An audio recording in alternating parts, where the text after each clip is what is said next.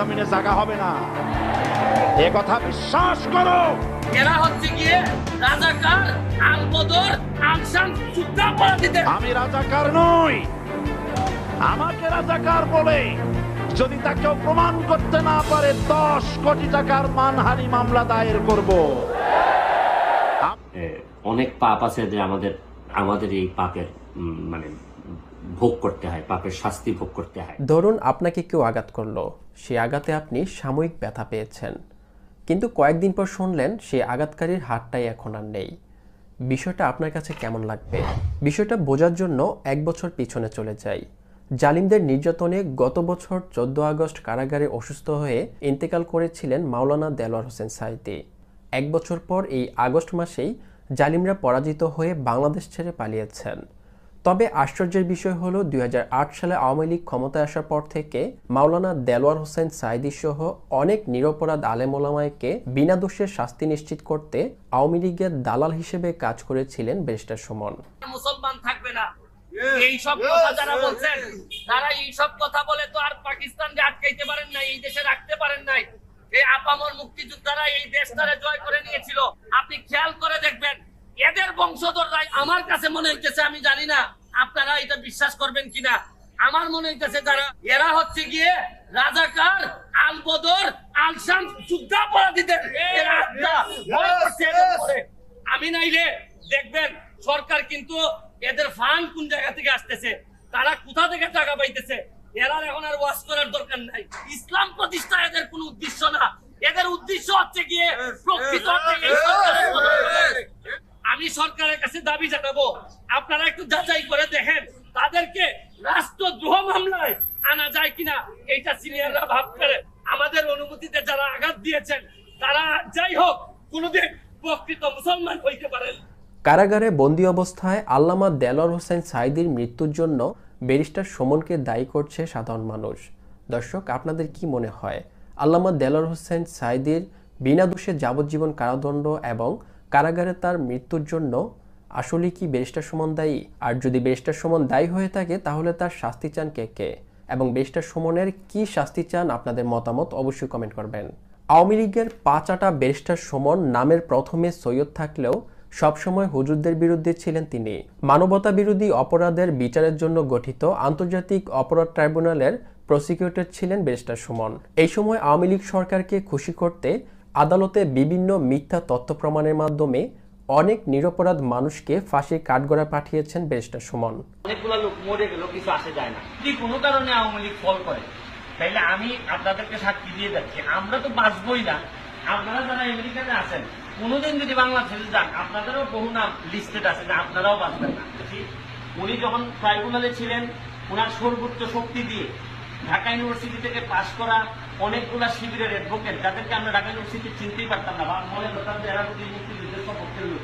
পরে গিয়ে দেখা গেল ট্রাইব্যুনালে গিয়ে দেখি সাঈদী সাহেবের জন্য জীবন দেওয়ার জন্য প্রস্তুত। ট্রাইব্যুনালের ভিতরে দেখে আসতেছি যে এরা আমার শিবির করতো।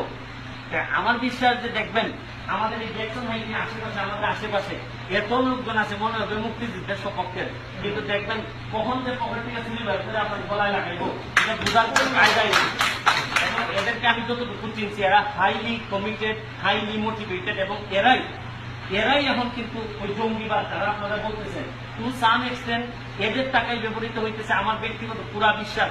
আপনি কি মনে করেন যে মীর কাসেম আলীরে আমরা যে ফাঁসির ব্যবস্থা করতেছি আগামী 30 তারিখে তার শুনানি হবে, তারই 100 কোটি 200 কোটি 500 কোটি টাকা যাচ্ছে কই? আপনি কি মনে করেন এগুলা সে অন্তত যাওয়ার আগে আমাদের বিরুদ্ধে ব্যবহার করে যাবে না? এটা 100% থাকে না, এটা ব্যবহার করতেছে আমাদের বিরুদ্ধে, আমাদের লোকগুলারে নষ্ট করতেছে। এদের মেইন কাজই হচ্ছে কি আমাদের ইমানদারদেরকে নষ্ট করা।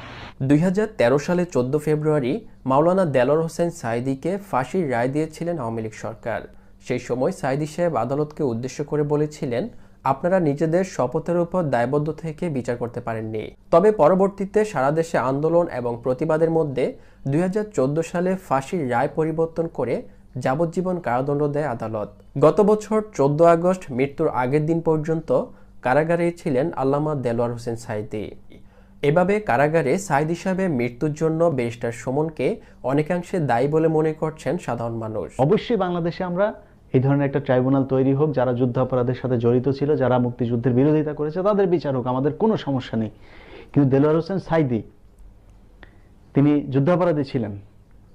আব্দুল কাদের মোল্লা তিনি যুদ্ধাপরাধী ছিলেন। ধরলাম তারপরেও তারা যুদ্ধাপরাধী ছিল। আপনি যে ট্রাইব্যুনালের হয়ে কাজ করেছেন সেই ট্রাইব্যুনালের সামনে থেকে যখন দেলোয়ার হোসেন সাইদির পক্ষে সাক্ষী দেয়া, যার ভাই খুন হয়েছে, সেই হিন্দু ব্যক্তি যখন দেলোয়ার হোসেন সাইদির পক্ষে সাক্ষী দিতে আদালত প্রাঙ্গণে এসেছিল, তখন তাকে গুম করা হয়েছিল এবং তাকে ভারতের জেলে পাওয়া গেছে। এটা কি সত্য না মিথ্যা?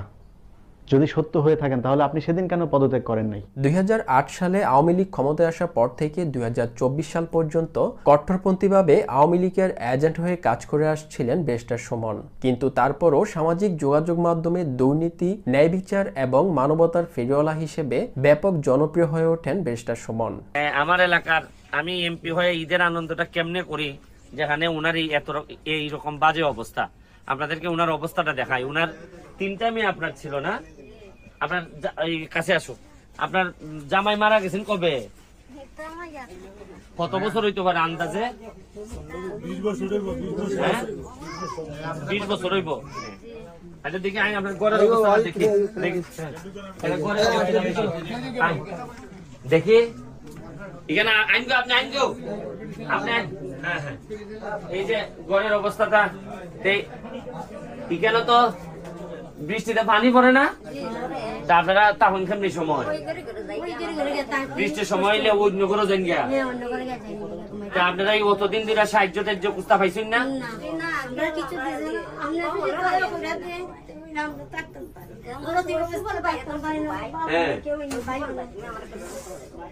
ও এরে ধরছিলাই যে একটা ব্যবস্থা করে দাও, এবারে ভিডিও করছে। আচ্ছা আও দেখি, আও এখানে দাও, দেখি আও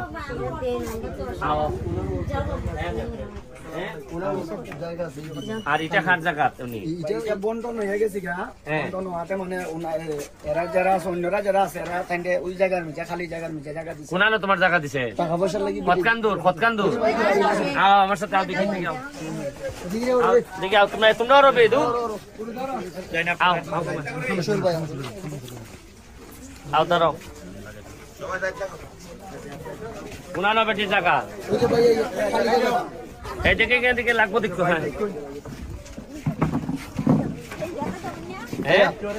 খালি জায়গা ফেন হ্যাঁ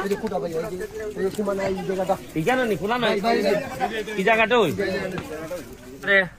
খালকের থেকে এখানে ছোট হয়ে তোমার সুন্দর করে একটা ঘর বানাই দেওয়া হইব, বুঝছো নি? এই এটা লেগে তুমি নুরুল আর উনারে লইয়া আমি খালকে তোমার বরাদ্দ দিমু, দিলে পরে একটা সুন্দর ভাবে শালীন ভাবে যেন থাকতে পারে, এরকম সরকারি ঘর যেভাবে তাকে এরকম একটা ঘর তারা বানাই দিবাই। ক্যামেরার সামনে সুমনকে যতটা না ভালো মানুষ মনে হয়, ক্যামেরার পেছনের সুমন তার থেকে অনেক ভয়ঙ্কর, যার প্রমাণ মিলে টিপকাণ্ডে বহিষ্কৃত এই পুলিশ সদস্যের সাথে সুমনের এমন আচরণ দেখে।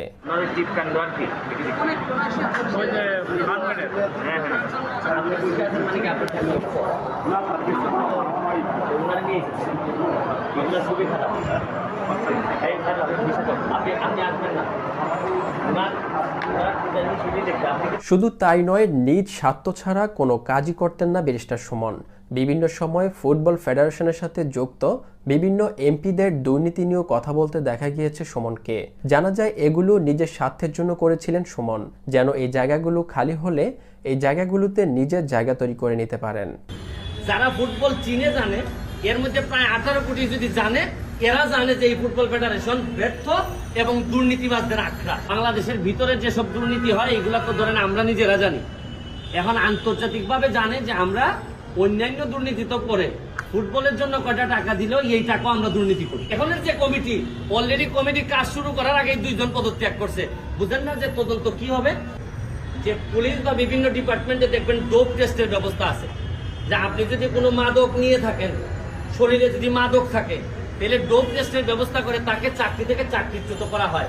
কিন্তু দুঃখের বিষয় যে ফুটবল ফেডারেশনে যদি আমার বিশ্বাস যে এই কর্মকর্তাদের মধ্যে যদি ডোপ টেস্টের ব্যবস্থা থাকতো, তাহলে আর এত দায়িত্বে চেয়ারে বসা হয়তো কথা বলতে পারতেন না, বহু আগে চাকরিচ্যুত হইতেন। এত সব অন্যায়ের পর বাংলাদেশের জনগণ তাকে ক্ষমা করবে না তা বুঝতে পেরেই শেখ হাসিনা দেশ ত্যাগ করার পরপরই দেশ ছেড়ে পালিয়েছেন ব্যারিস্টার সুমন। দর্শক, ব্যারিস্টার সুমনকে দেশে ফিরিয়ে এনে শাস্তির আওতায় নিয়ে আসা হোক, কে কে চান? আপনাদের মতামত অবশ্যই কমেন্ট করবেন।